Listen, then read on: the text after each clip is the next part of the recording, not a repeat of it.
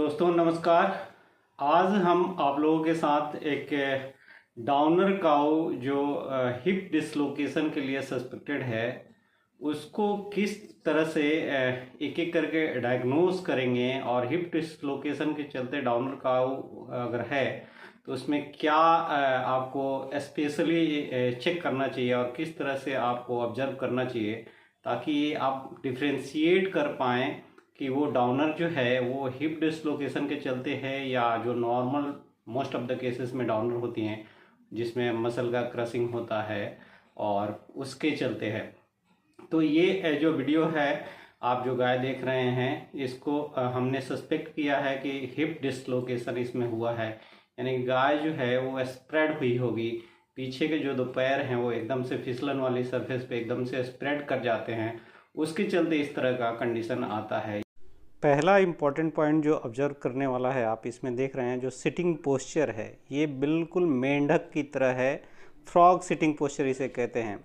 और ये first indicate करता है कि यहाँ अगर गाय जो है पीछे के पैरों को स्प्रेड करके मेंढक की तरह बैठी है तो वो इंडिकेट करता है कि इसे हिप डिसलोकेशन हुआ होगा। दूसरा इम्पॉर्टेंट पॉइंट इसमें नोट करने वाला ये है कि जब ये लैटरल रिकम्बेंसी में बैठी है तो आप देख रहे हैं कि सामने का एक पैर जो है वो एक्सटेंड करके बैठी है और एक पैर अंदर में है। आप यहाँ देख सकते हैं कि ये गर्दन घुमा रही है और इसके बाकी के एक्टिविटीज़ नॉर्मल है, पूँछ भी चला रही है, तो पैर को सिर्फ वो आगे करके बैठी है और डेफिकेट भी कर रही है। तो ये यानी कि अलर्ट है, सब कुछ नॉर्मल है। यहाँ पे आपको अगर पैरों को अपने बॉडी से बाहर निकाल कर रखती है या जैसे यहाँ पे आप देख रहे हैं मूवमेंट उसमें है लेकिन वो बॉडी से दूर रहता है, स्प्रेड आउट होकर रहता है, तो ये इंडिकेट करता है कि हिप डिसलोकेशन के चलते या स्प्रेडिंग के चलते उसमें डाउनर हुआ। जब मसल क्रशिंग के चलते यानी कि लगातार कई दिनों से बैठे रहने, कई घंटों तक बैठे रह जाने के चलते जब मसल क्रश हो जाता है, मसल क्रश सिंड्रोम हो जाता है, उसके चलते जब डाउनर होती है तो पीछे के पैरों को अपने बॉडी के अंदर रखती है और फिर एक्सटर्नल रिकम्बेंसी में काऊ बैठती है। लेकिन यहाँ पे आप देख रहे हैं कि जो काऊ है वो अपने पैर, एक पैर तो उसके बॉडी के अंदर है लेकिन जो दूसरा वाला पैर है पीछे का वो हमेशा स्प्रेड आउट करके रख रही है। थर्ड इम्पॉर्टेंट पॉइंट ये है कि जब हम इसे असिस्टेड लिफ्टिंग करते हैं या उठाने की कोशिश करते हैं तो वो अलर्ट है, पूरा जोर लगाती है। जैसा कि आप यहाँ देख रहे हैं कि ये टिपिकली खड़ी होना चाहती है लेकिन इसके पीछे के जो पैर हैं एकदम अपार्ट है, एक दूसरे से बहुत दूर है।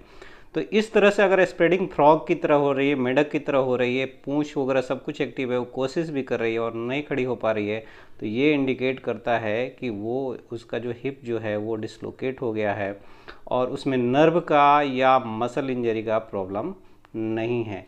तो इन सब चीज़ों को अगर आप ध्यान में रखते हैं तो आप इस काऊ को सस्पेक्ट कर सकते हैं कि ये हिप डिसलोकेशन का केस है और इसमें मैनेज करना लगभग नामुमकिन होता है। आप अगर चाहें तो इसे सॉफ्ट बेडिंग पे रख सकते हैं, जिसे या अगर सॉफ्ट नीचे सॉइल मिट्टी नहीं है, वहाँ व्यवस्था नहीं है, तो आप काऊ मैट का इस्तेमाल कर सकते हैं।